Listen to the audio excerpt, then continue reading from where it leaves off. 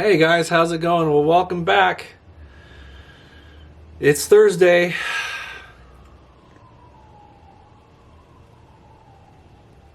Yeah. I would say it's the third Thursday of the year. It's the middle of the year. Middle of the year so far. And we're finally getting back to our usual scheduled programming.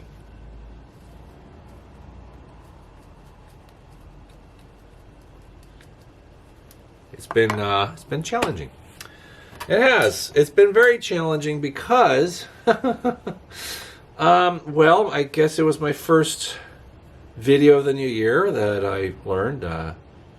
Friend and collector Steve Hilliard had passed away before New Year's, so I did a video about him. Commemoration video about Steve, and then the second Thursday comes along, and I don't have power. No. I didn't have power. So we had to, I made video content, even though, I used my phone, so you all saw the last video I uploaded, which talked about the wildfires in Altadena and the Palisades and sort of what's going on here in the Golden State. And it's not over. No, it's not over. It's definitely very much not over. And it is what it is. It is what it is. But it's unfortunate. Yeah.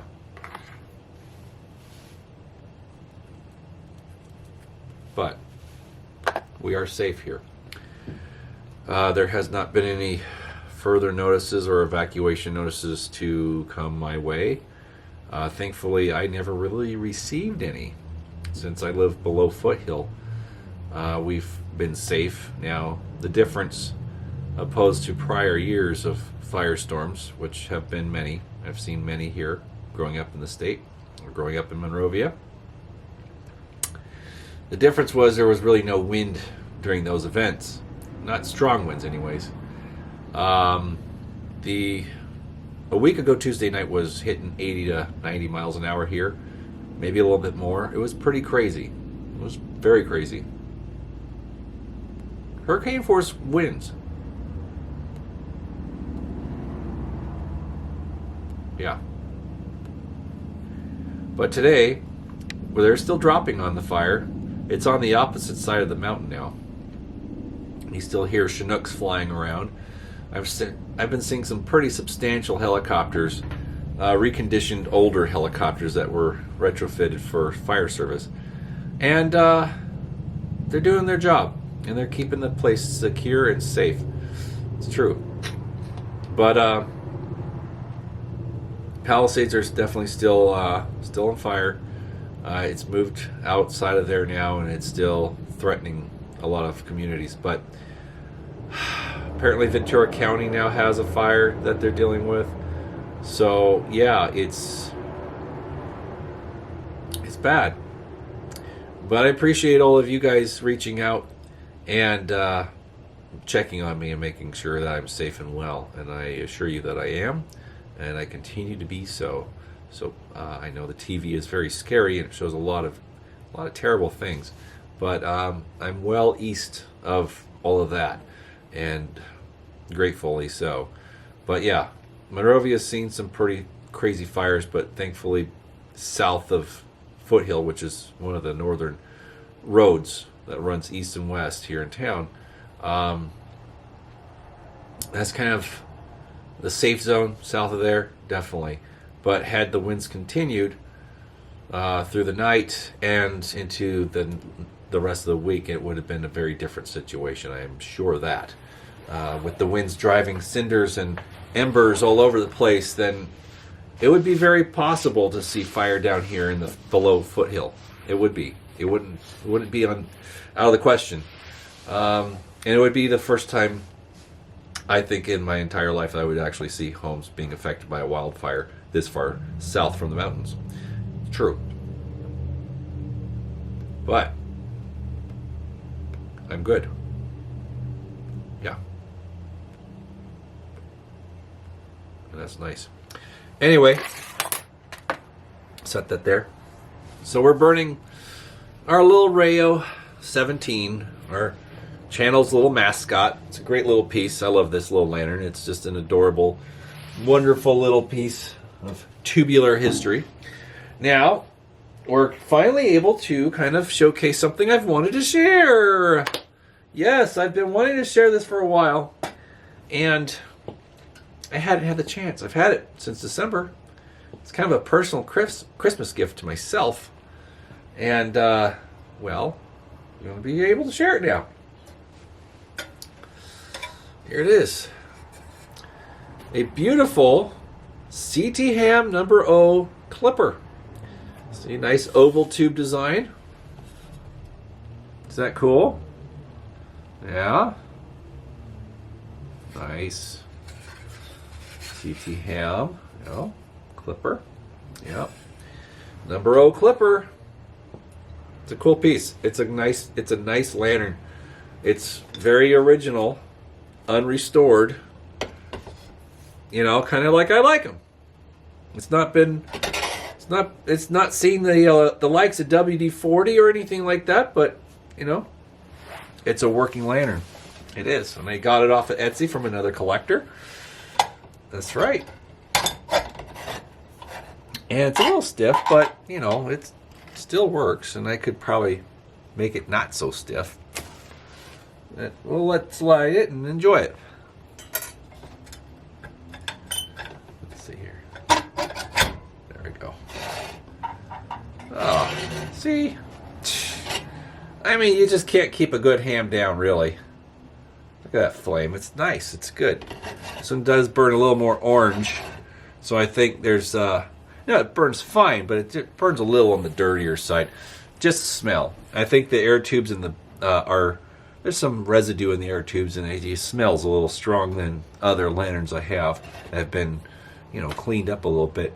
But definitely could clean out the fount, put a new wick in it, clean the burner, and that probably would make a difference. It would. But anyways, this one's about 1890s.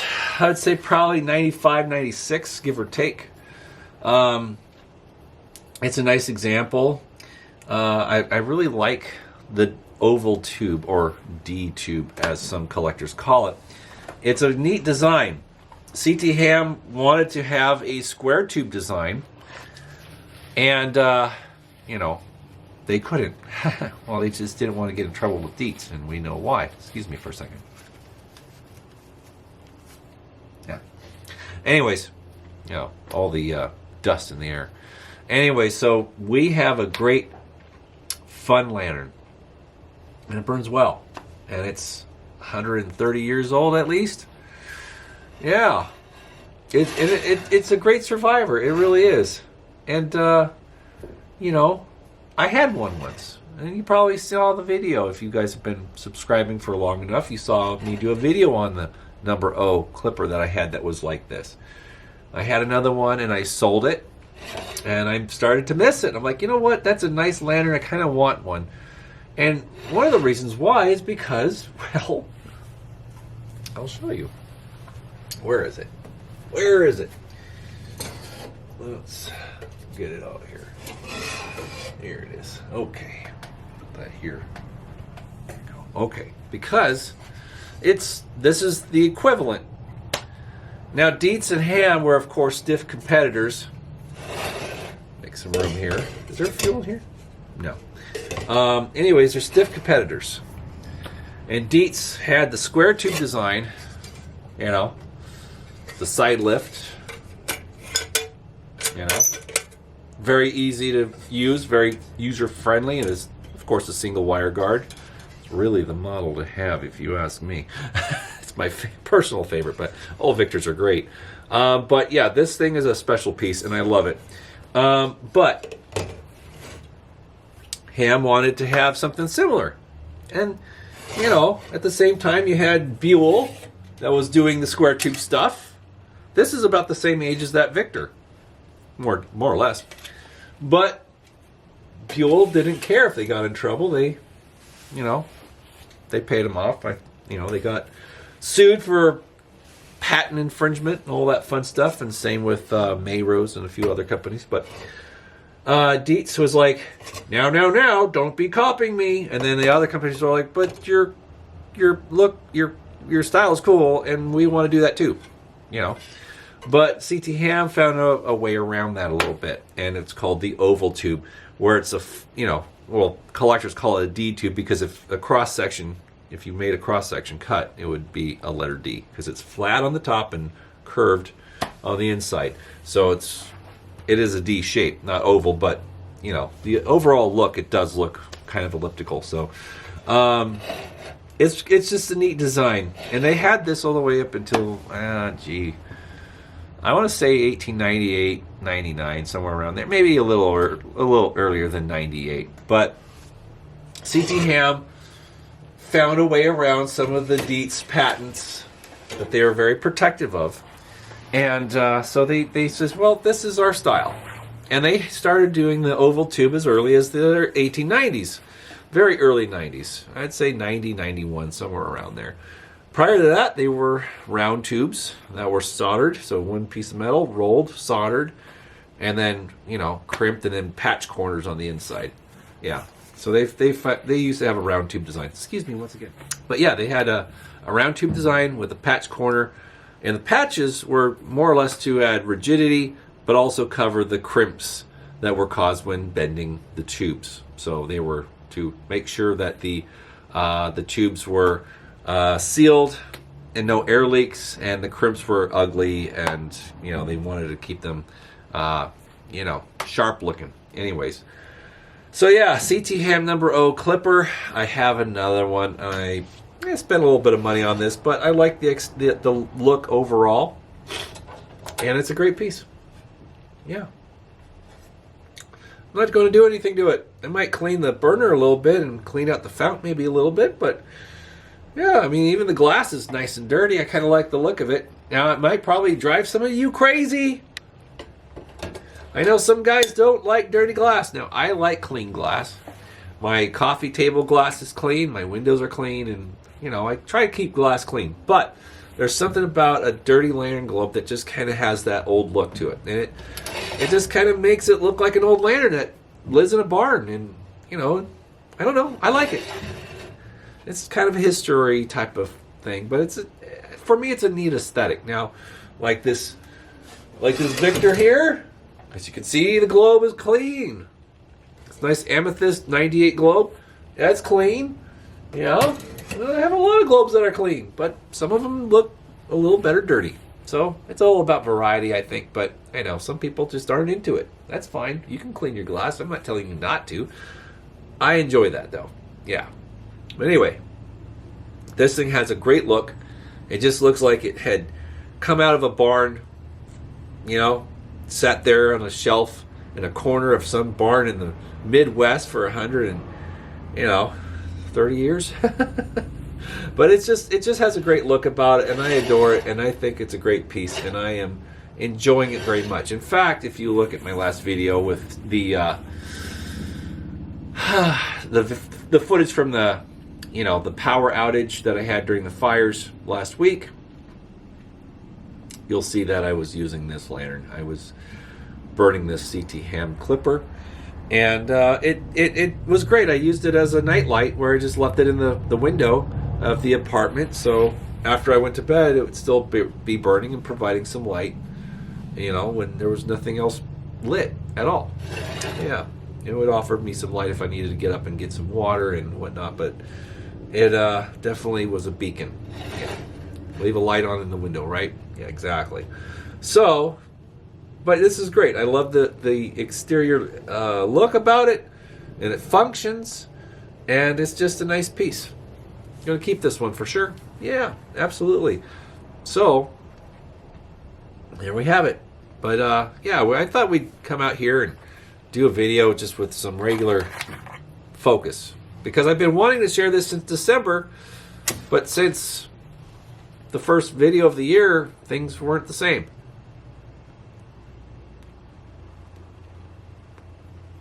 I didn't even get to do a New Year's Eve light up, for crying out loud.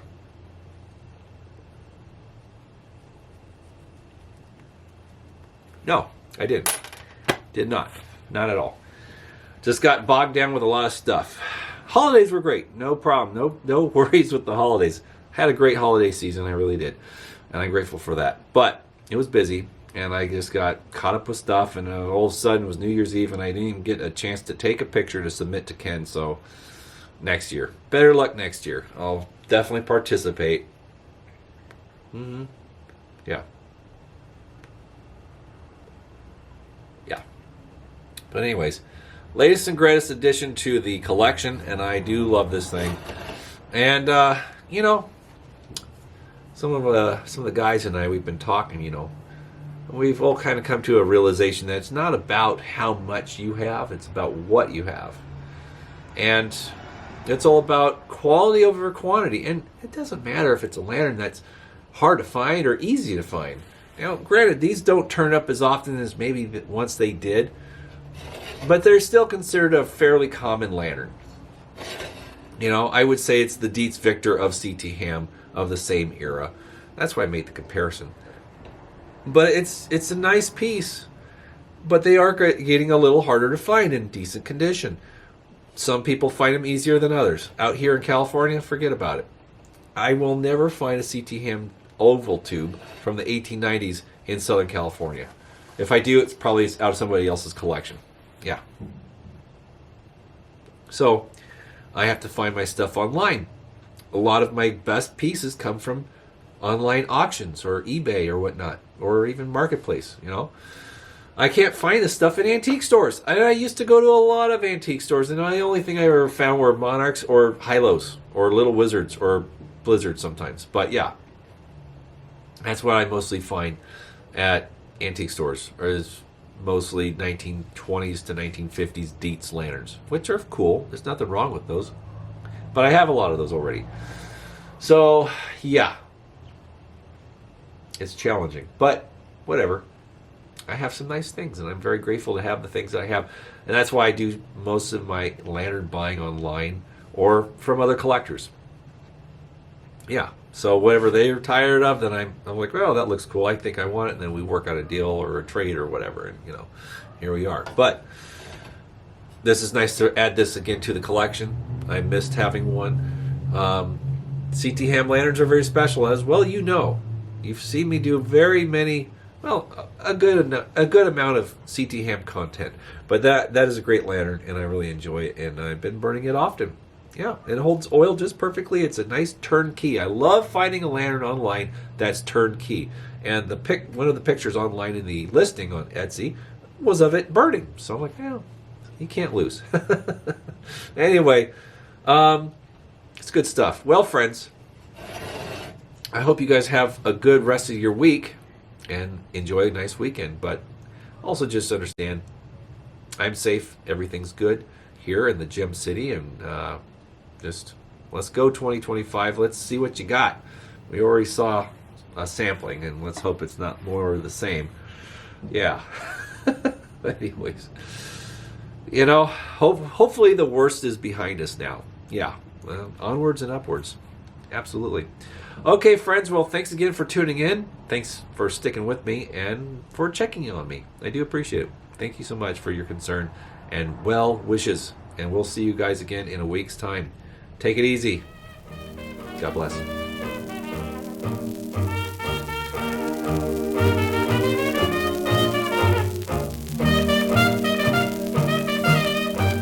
Sit, boo boo, sit.